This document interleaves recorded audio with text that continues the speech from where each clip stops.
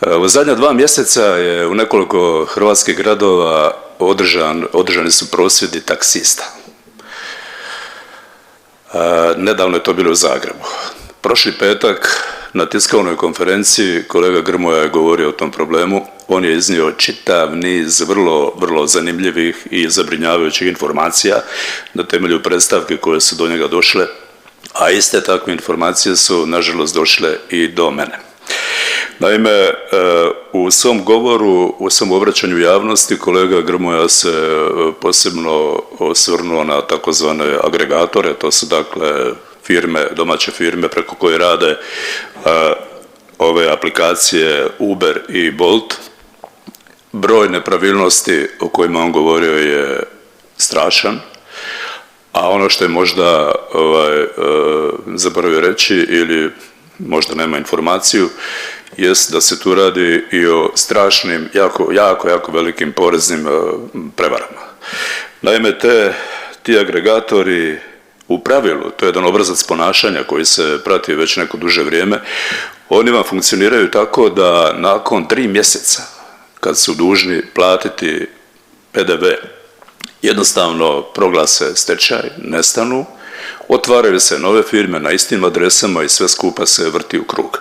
Radi se o iznosima o više stotina tisuća eura duga prema državi, u nekim slučajevima su ti iznosi preko milijun i 400 tisuća eura. Dakle, to je jedna masovna pojava i nevjerojatno je da one službe koje bi trebale voditi računa o tome da to ne primjećuju, jel? Pa se postavlja pitanje što oni uopće rade. Tim više što u našem Zakonu o PDV-u u članku 85 stoji da one domaće firme koje posluju, koje surađuju sa strancima, da su dužne plaćati PDV mjesečno. Ovdje se tolerira, i to duže vrijeme, tolerira se da im se ne naplaćuje PDV mjesečno, nego da oni to mogu prijaviti tromjesečno. I naravno kad istekne taj tromjesečni rok, onda ta firma se jednostavno ugasi. Stečaj, nema novca, stanje na računu nula, direktori tih firmi nestaju. U početku su to bili domaći ljudi, ali onda se dosjetili ovi najvještiji i oni za fiktivne direktore postavljaju ljude čije su adrese u Bosni i Hercegovini, Crnoj Gori, Srbiji i tako dalje. Dakle, radi se o jednoj masovnoj poreznoj prevari i nevjerojatno je da naše porezne službe ne reagiraju. Ako je to tako, onda se može postaviti pitanje rade li on to slučajno, jesu oni nesposobni pa bi trebalo zamijeniti s nekim ko je sposobniji ili oni to rade ciljano i sudjeluju u nečem što se zove porezna prevara. Od ostalih problema koji su istakli taksista ima ih jako puno.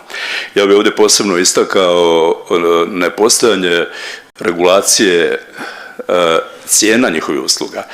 Naime, formiranje cijena na tom tržištu je potpuno slobodno. I tako imate situaciju da ove aplikacije koje izbjegavaju plaćanje poreza, da te aplikacije idu sa tako niskim cijenama, to su dampinške cijene koje uništavaju konkurenciju. Kao i uvijek u politici dampinga imate za cilj uništiti konkurenciju, a kad to postignete onda ćete podići cijene i to se tako inače redovito događa to i kod nas. Daljnji problem je izdavanje dozvola. Imate pravilnik po kojem za jednu licencu zna se točno na koliko vozila ide licenca koja se plaća lokalnoj upravi, odnosno samoupravi. Ovdje imate slučajeva da na jednu licencu neki od tih agregatora imaju po 500 i više vozila. Tko to kontrolira, kako je to moguće? Nadalje, mnogi vozači su stranci koji dolaze iz zemalja izvan Europske unije i njihovu sposobnost upravljanja vozilima, a to onda znači i sigurnost u prometu na našim cestama, niko ne provjerava. Evo, kolega Grmoja je iznio dosta tih zanimljivih podataka, ja također mogao jako dugo govoriti jer imam hrpu materijala na tu temu, pa molim odgovorne institucije da poduzmu radnje koje bi bile nužne za poduzeti. Hvala lijepo.